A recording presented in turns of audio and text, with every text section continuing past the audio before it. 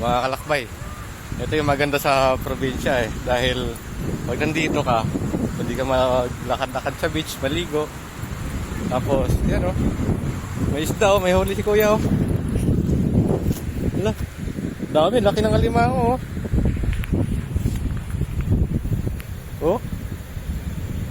May kaya yata to may lambat siguro yan.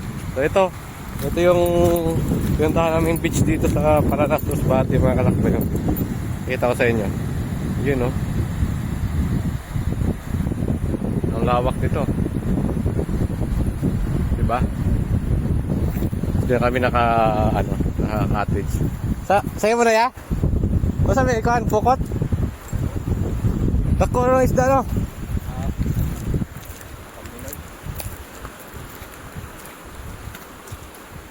Banak ni ba? Banak? Agwas. Agwas? Tapi, limango Baligyan mo?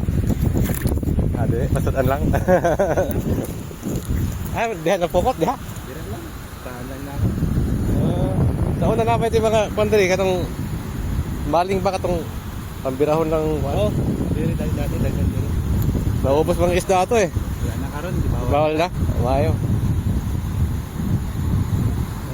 Dagkuha Hindi mo lagi sudan.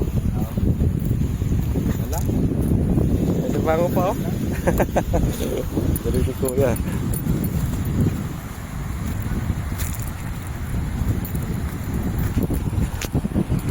Laki na nahuli ni kuya, mga kalakbay Swerte. Nalambat lang. Susubuhan ko mamaya dito yung panghuli ko ng crab. Dati kasi meron ditong natawag na baling.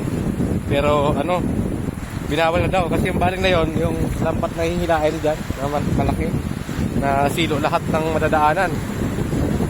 So ngayon tayo manghuli tayo ulit ng crab. Try natin kung makahuli pa ba tayo dito. Di ba? Ganda ng beach dito. So yung mga post ko, yung mga kalakbay, province life muna dito sa probinsya namin sa Masbate. Yun mahiging post ko dito kasi nagbakasyon kami dito ng ilang araw lang. So ito na yung anak ko. Ligo na! Dapa ka lang dyan kung matakot ka. Ang laki ng isda na huli ni kuya, nanlambat lang siya dun. Sa dulo siya ng lambat Oo, malaki, parang bangus.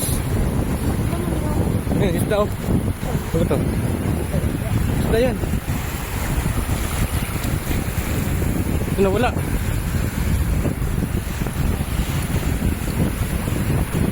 Ay. Buhangin na pala. Buhangin. Beach na beach.